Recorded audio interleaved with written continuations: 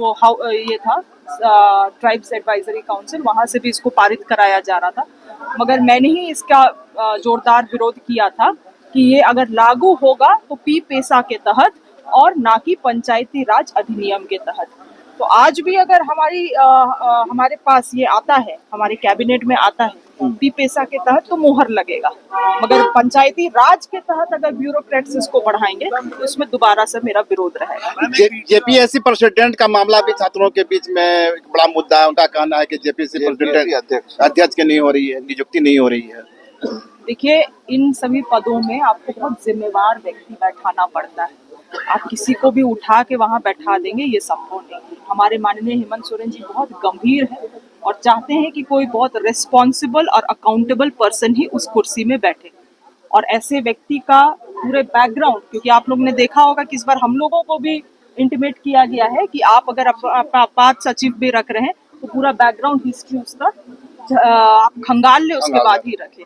तो इसीलिए उस पद में व्यक्ति अगर बैठेगा तो बहुत जिम्मेवार व्यक्ति होगा, और हमारे माननीय मुख्यमंत्री उनको पूरा तरीके से खंगालेंगे, उसके बाद ही उसका नाम दिया जाएगा। मैम, वीडियो आपका सामने है जिसमें अधिकारियों को फटकार लगाते देख रही, तो क्या इसको फटकार के रूप से मत देखिए। देखिए, हम लोग सब जिम्मेवार व्यक्ति हैं। अब हम जिस मांडर विधानसभा का हम नेतृत्व करते हैं, आज अगर आप हमको पूछ दीजिएगा मैडम कितने वोटर हैं, और उस सवाल का अगर हम जवाब ना दे पाए तो मेरे विधायकी में सवाल उठेगा ना। उसी तरह से आप अधिकारी हैं। मैंने उनको पूछा कि आपके जिला में किसान कितने हैं। अगर इतना माइनर क्वेश्चन का जवाब आपके पास नहीं होगा तो आपका पोजीशन में, आपका रोल में तो सवाल उठेगा। इसको फटकार की तरह मत देखिए। ये जो समीक्षा बैठक था, मैं चाहती थी कि ये महज एक औपचारिकता बैठक ना बने, इसको हम लोग समझने का प्रयास करें कि हम कितने पानी में है ना, वो चीजों को रिव्यू करने के लिए बैठक रखा गया था। और मुझे लगता है अधिकारी इस चीजों को समझे भी है और इस विभाग को गंभीरता से लेते हुए, हमारे किसानों को गंभीरता से लेते हुए काम करें। मैडम, कैबिनेट दिशा निर्देश आपने दिया है अधिकारियों को बैठक के बाद?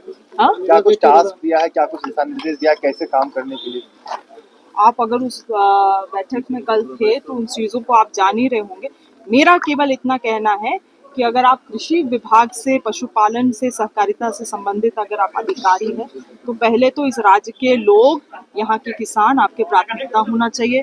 उठते सोते जागते हम किसानों को कैसे बेहतर बनाएं, इस राज्य को कैसे आत्मनिर्भर बनाएं, यही हमारा मोटो होना चाहिए, और इसी दिशा में उनको काम करने के लिए निर्देश। कैबिनेट बैठक के पहले देखा गया, आप खासकर आपके मंत्रालय में समीक्षाओं का एक लंबा दौर चला, आप लगातार समीक्षा, और भी लोग। देखिए, जब तक विभाग को आप समझेंगे नहीं, आप कैसे उस चीजों में ये कर सकते हैं। प्लस हमारे माननीय हेमंत सोरेन जी ने हम सभी माननीयों को निर्देशित भी किया है कि पहले तो 2 महीना 3 महीना में अपने विभाग को समझ लीजिए आप, उसके बाद हम कुछ एक्शन में आएंगे। तो वही हम जो उन्होंने हमें टास्क दिया है, वही टास्क को हम मैया सम्मान योजना की राशि कब आने जा रही है?